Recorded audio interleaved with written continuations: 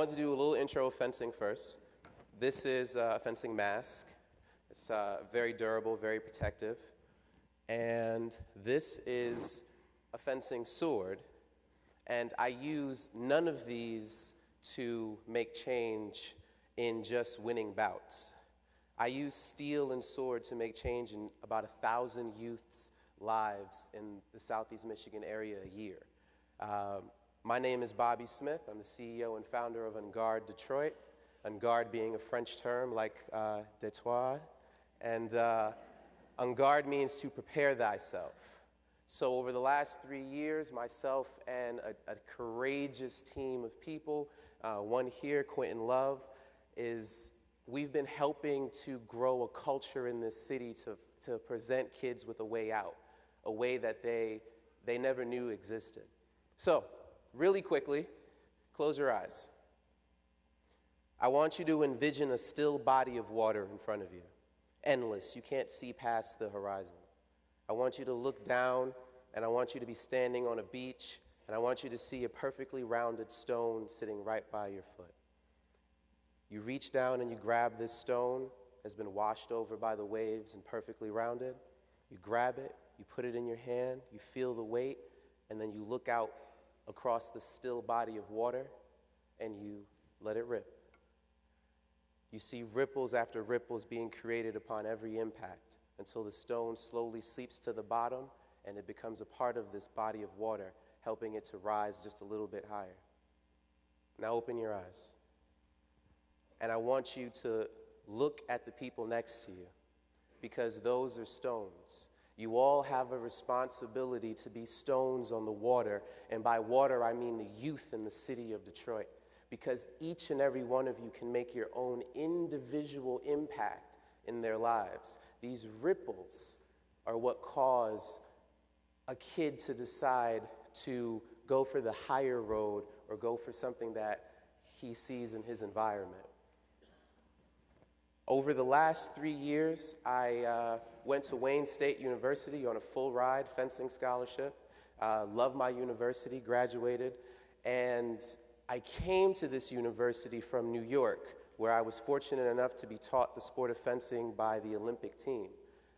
Scholarship opportunity, they take a couple inner-city kids in a year. If it weren't for that experience, I probably would have ended up like my 4th grade teacher in East Orange, New Jersey, Miss Rice. I still remember her name.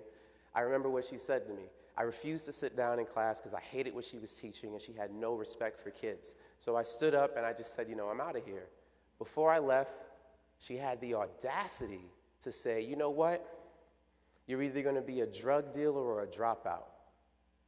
I think I was like 4th grade, 5th grade.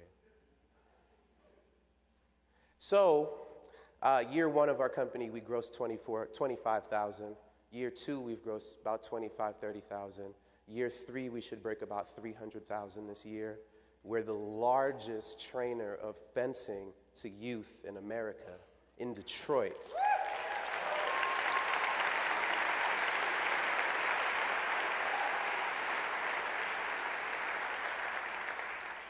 Hopefully, if we get the manufacturing that we want, we'll be the first U.S. producers of fencing equipment in the world, because the United States is accountable for about 20% of this market. But guess what? We don't make any of it. So I figure if Detroit can make big metal, we can make small metal. But that's not what we're here to talk about today. Over the last 3 years, I've been fortunate enough and blessed by the opportunity to walk into schools across this state and to see what education is really like.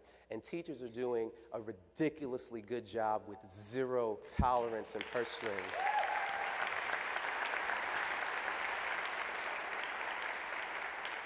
When you hear things about the school system, you have to really take it in a totality type of effect.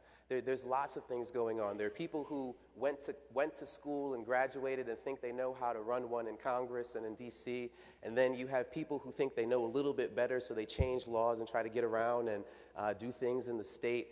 Teachers are on the ground floor, and if you know a teacher, if you made it in your life, and you remember a teacher that said something inspirational to you, you should definitely go back and thank them. But I have a couple thoughts that I want to share with you today. Thought 1. I believe that it's no longer enough for our K through 12 educational system to just academically prepare children for the next level of their academic life, meaning college. How do you look at a 17-year-old in an inner city who probably has a felony or probably has some type of arrest record in a real situation and tell them that they have the opportunity to serve on a corporate board?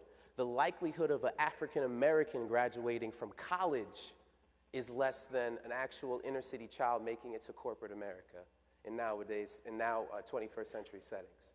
Everything is set against kids from the moment they hit the streets. They're not given enough opportunities to have the vision to see what success can look like. I myself grew up and was born in St. Andrews, Jamaica. I'm a Jamaican citizen. Over the years, I've learned to turn it on and turn it off. And I'm not talking about like Montego Bay or Ocho Rios or anything like that. I'm talking about like real third world poverty, the places where you're not allowed to walk without armed guards. So when my perspective on poverty is something totally different, it's no longer enough to just fill kids up with hoop dreams and basketball dreams and to tell them that if you study hard, work hard, you can go to college. I went to college on a full ride and still couldn't afford to buy food. And in October this year, it's going to get immensely worse when college students across the state lose their bridge card privileges in Michigan. Because, okay, I can afford books and I can afford the tuition, but how am I paying for living expenses? How am I paying for food? These are real situations that I don't know if state government has actually figured out yet, which is going to get real worse before it gets better if we keep doing things like that to our kids that can actually get into college. K through 12 education needs to turn into a breeding ground of success. We need to invest more money in the after-school programming. By the time a child leaves school, you have empty hands being able to do whatever they want in their communities, and we're not the ones that they see when they leave the school doors. It's hard for me to actually tell a child that they should stay after school because they have real-life responsibilities and they have real-life concerns. These are young adults.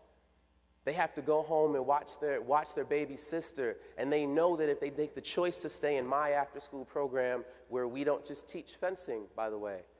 We catch the attention, kind of how I've done with you, and you're watching the sword, aren't you? And then we slip in some financial literacy, which we've gotten great help from Wayne State Blackstone program. We slip in a little bit of nutrition with our national partner, St. John's Hospital Ascension Health. We slip in a little bit of mentoring. We give kids whatever they need to be exposed to, whether it's classical music. I don't care. Well, Mr. Smith, why are we learning about financial literacy and you're teaching us about fencing? Because it's the third most expensive sport in America.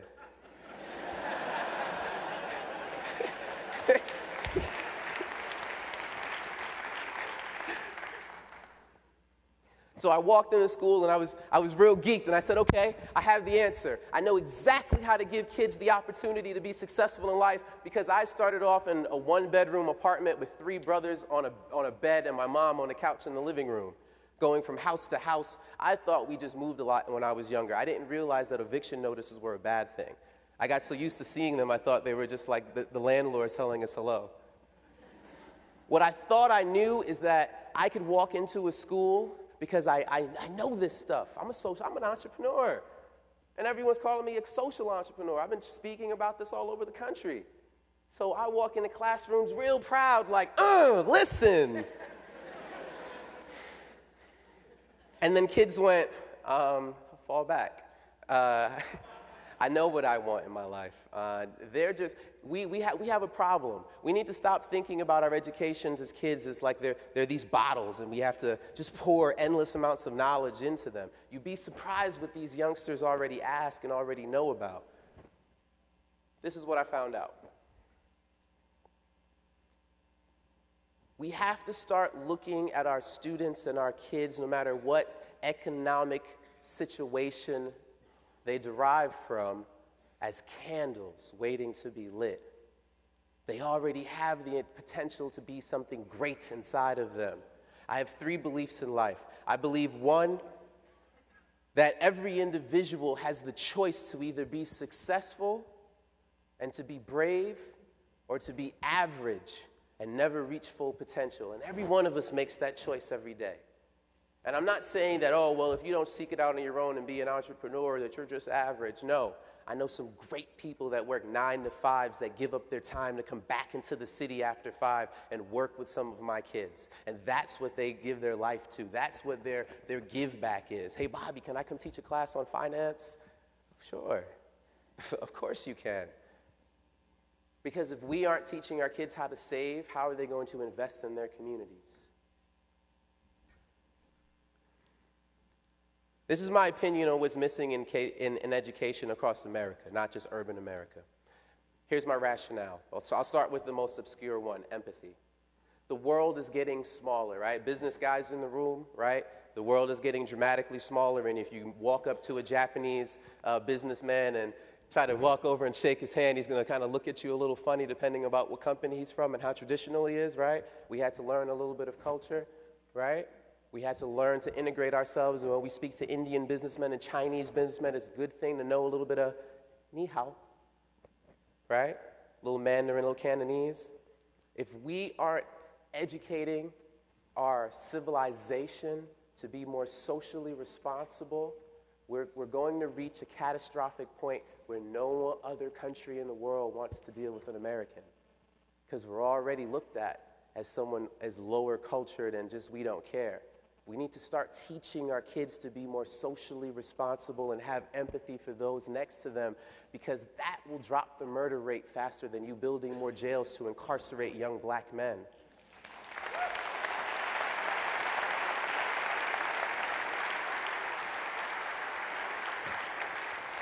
Alternative fitness. I swear to you, kids can do more than basketball and football. I have 1,000 kids a year as proof. And the actual numbers on kids getting involved in alternative sports is ridiculous all over the country. In New York, you have an all-girls row team. You have, in Detroit, you have kids fencing and attending junior Olympic championships. Alternative physical education is not just a way to keep them engaged and out of the devil's hands. We're morbidly obese as a people. I don't know if you guys have been told that. The Japanese make special-made cars that are wider in their seats when they ship to America. I mean, the cars are bigger for Americans because they just gauge that, you know, we need a little bit more.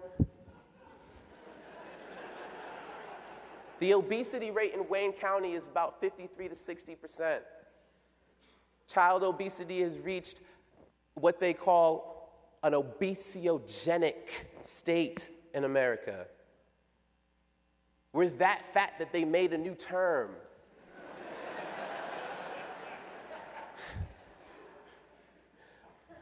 Last point, financial literacy.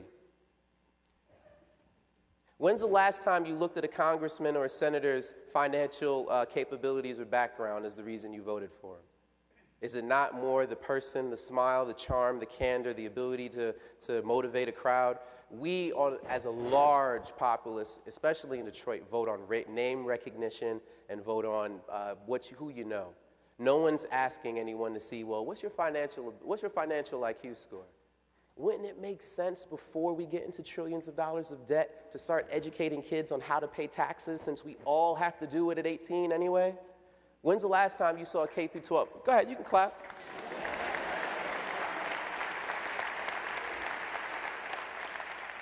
I'm mad that I had to get to 24 to figure out how to grow and start a business, and Google has been a great help.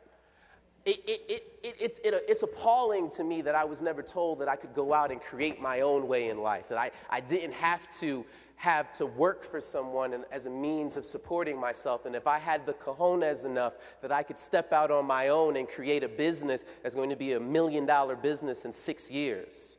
That is the power of empowering children with knowledge and experiences and ripples. If they're never told, how can they be? If you never show them potential, how can they seek to be something they don't know about? Thought 2, teaching school-age children to build social enterprises will not only be great for them as children if they have backgrounds that don't blend well with corporate America or other lifestyles that we the industrial age.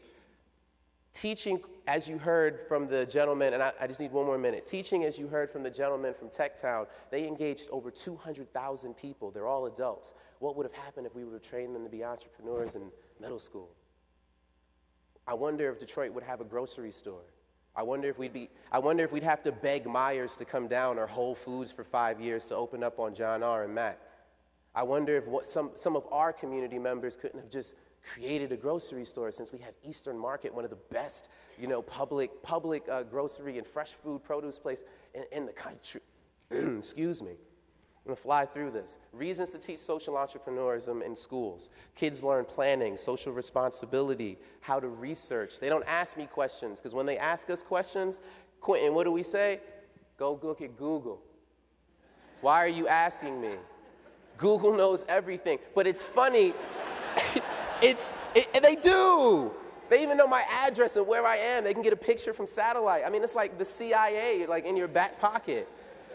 But teaching kids these basic principles of self-sufficiency and research is how we create change in low-wealth communities, because they want to stay in their communities and build businesses and hire their friends and hire their community members. If you get 500 kids, even 10% of them, that's the number there, 10% of them go off and say, I want to be an entrepreneur because I was exposed to it during a class with Mr. Smith. Maybe 5 of them make it. 98% of the businesses in Michigan are small businesses under 500 employees. If 5 kids per school, 144 schools left in Detroit, how many more jobs will we create? What kind of tax incentives does that mean for us? Last slide. This is Young Hove. Raise your hand if you've ever heard of Jay-Z. Oh, you'd be surprised. If you don't know, Jay-Z was on the cover of Forbes with Warren Buffett. He was standing in front of Warren Buffett. For my PR and marketing people, we know that placement is everything. But Jay-Z made a story. He said the moment that he realized that he wanted success more than he wanted breathing is when his teacher took him on a field trip and he just stood in front of her refrigerator pressing the automatic ice button. And he realized that there were other things in the world that he had never been exposed to. You either let a kid fill his book bags with hope, or you let dealers on the street fill it with blocks. Because I'll give you a quick synopsis of the black problem right now, the problem in Black America and in urban communities. We're playing a game of chess with missing pieces. We have tons of strong queens and no kings. We have no Martin Luther Kings being raised. We have no Jesse Jacksons coming back, the good times. We